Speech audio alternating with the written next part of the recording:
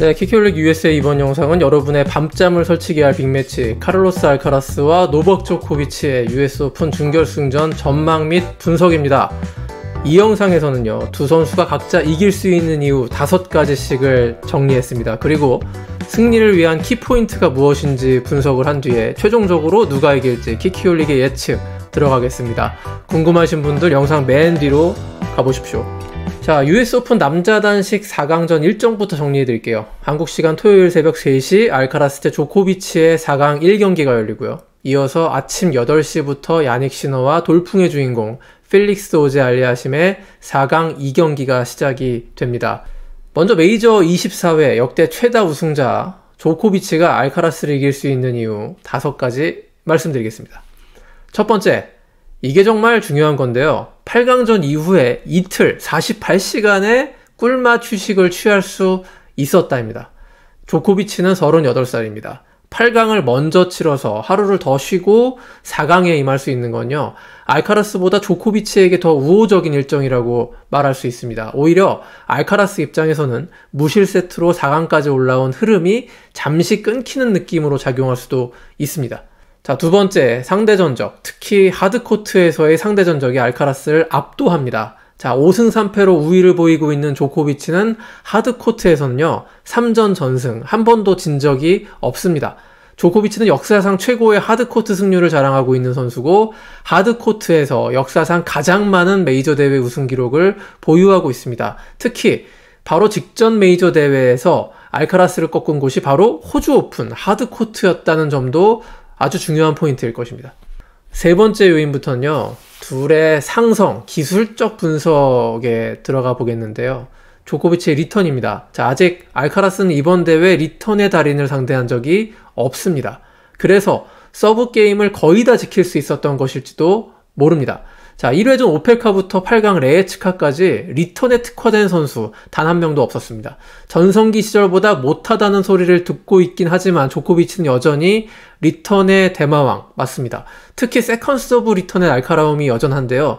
최근 많은 패배 그리고 많은 경기 수를 소화하지 못하면서 ATP 리턴 지수에서 많이 떨어져 있긴 하지만 여전히 세컨드 서브 리턴 순위는 야닉 시너에 이어 2위를 달리고 있습니다. 자, 네 번째 앞서는 기술적 요인, 바로 서브입니다.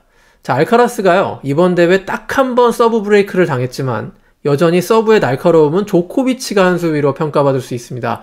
16강전 캠노리전에서 18개의 서브 에이스를 터뜨렸어요. 110에서 115마일 정도의 첫 서브 속도, 그다지 빠르지는 않지만 플레이스먼트가 단연 현역 최고라고 볼 수가 있고, 특히 주목하셔야 할 부분은 조코비치의 세컨드 서브입니다. 조코비치 세컨드 서브는요, 리터너가 공격으로 연결시키기가 아주 까다로운 기술입니다. 왜냐면요, 단조롭지가 않아서입니다. 자, 어떨 때는 아주 느리고 평범하게 백핸드 쪽으로 오는 세컨드 서브를 넣었다가 어느 시점에 가면 시속 100마일을 훌쩍 넘기는 빠른 세컨드 서브를 과감하게 넣습니다.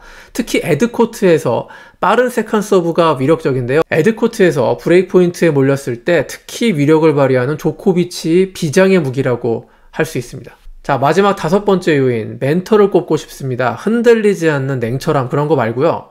이번 4강전은 조코비치가 완연한 언더독, 잃을 게 없는 나싱 투 루즈 마인드로 나설 수 있기 때문에 승리에 대한 압박에서 자유로울 수 있을 것으로 보입니다. 거의 모든 전문가들이 알카라스의 승리를 점치고 있기 때문입니다. 근데 아시죠? 이런 상황에서 조코비치는 그 누구보다 전문가, 도박사들의 예측을 잘 무너뜨리는 존재라는 것을 말입니다. 자, 그러면 알카라스가 승리할 수 있는 요인 5가지도 알아보겠습니다. 첫 번째, 알카라스는 22살인 현재 커리어 최고의 테니스 기량, 최고의 안정성, 최고의 성적과 상승세를 이어가고 있습니다. 자, 비록 윈블던 결승에서 덜미를 잡혔지만 올해 1월부터 9월 지금까지 큰 부상 없이 꾸준히 투어에서 승승장구했고, 그의 커리어에서 가장 꾸준하고 안정적인 승률을 이어가고 있습니다. 올 시즌 6개의 타이틀, ATP 라이브 랭킹 압도적인 1위, 그리고 무엇보다 이번 US 오픈에서 단 한 세트도 내주지 않고 4강까지 올라왔습니다. 무실 세트 그랜드슬램 4강은 알카라스 생애 첫 번째 위협입니다. 자, 두 번째 승리 요인은 테크닉의 향상인데요. 역시 서브를 꼽지 않을 수가 없겠습니다. 알카라스의 서브 모션, 작년이나 재작년보다 달라진 게 있는데요. 트로피 자세에서 임팩트를 할 때 연결 동작이 부드러워진 것입니다. 요거 시범을 잠깐 보여드릴게요.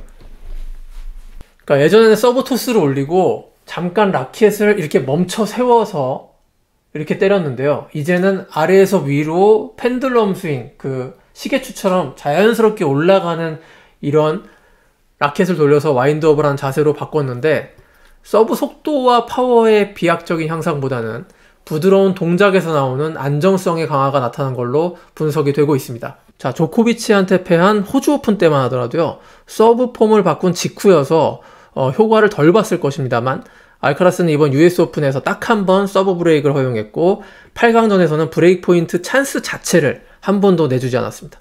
자, 세 번째 승리 요인, 준결승전이 낮 경기라는 것입니다. 미국 동부에 살고 있는 저는 요즘 일교차가 뚜렷한 초가을 날씨를 체감하고 있는데요. 이 날씨의 특징, 낮에는 뜨겁고 밤에 서늘해진다는 것입니다.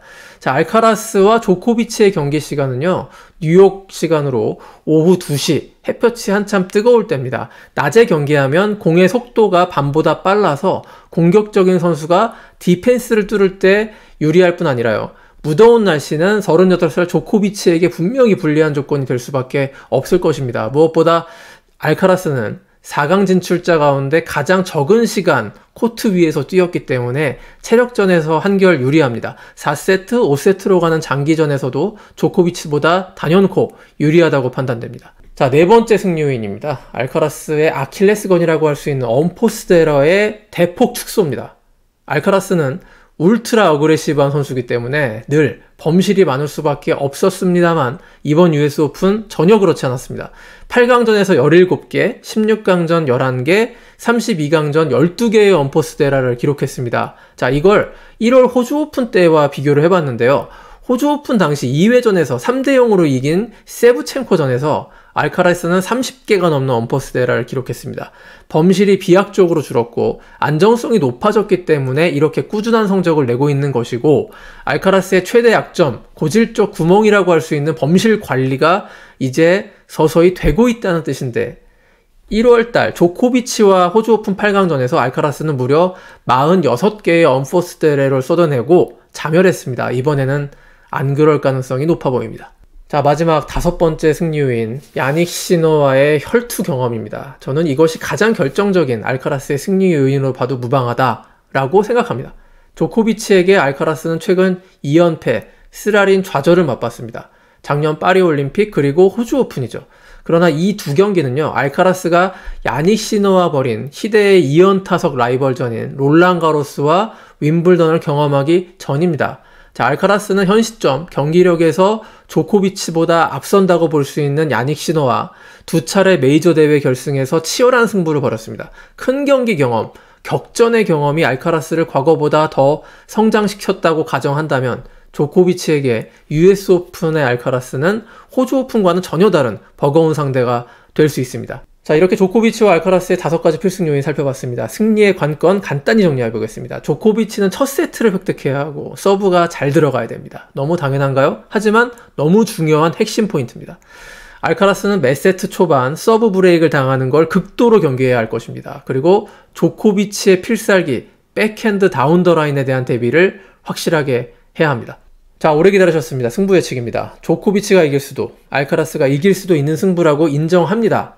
뭐 5가지, 자, 위에 5가지 요인을 누가 더 잘 실전에서 활용하느냐에 문제가 될 것입니다. 다만 저는 8강전에서 조코비치에게 11연패 치욕을 당한 테일러 프리츠의 인터뷰로 승패를 예측해 보고자 합니다. The thing is, like, his level was much higher in the fourth set. And mine was too. The fourth set was like, I think the only set where it was like pretty good tennis from the baseline consistently from both of us. I think it's tough to say because I think that, like I said, I think that the level increased a lot in the fourth set. He served better. He made a lot less mistakes. Like, he played better in the fourth. I think the first 3 sets, I think, you know, I don't think either one of us played our best tennis. And 자, 요약하면 조코비치의 경기력이 그다지 인상적이지 않았고 자기가 이길 수도 있었다라는 뜻으로 해석이 되죠. 조코비치 역시 프리츠전에서 베스트 테니스를 스스로 보여주지는 못했다고 인정을 한 바 있습니다.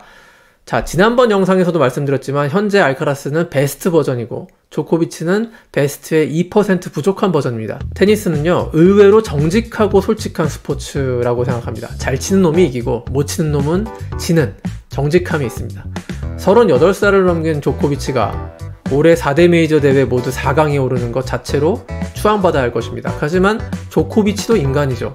만약 조코비치가 알카라스를 꺾고 결승에 오른다면 정말 테니스 역사의 길이 남을 감동의 명승부가 될 것입니다만 알카라스의 3대0 혹은 3대1 승리를 키키올릭은 예상합니다. 키키올릭 USA 주말 라이브 방송으로 또다시 찾아뵙겠습니다. 고맙습니다.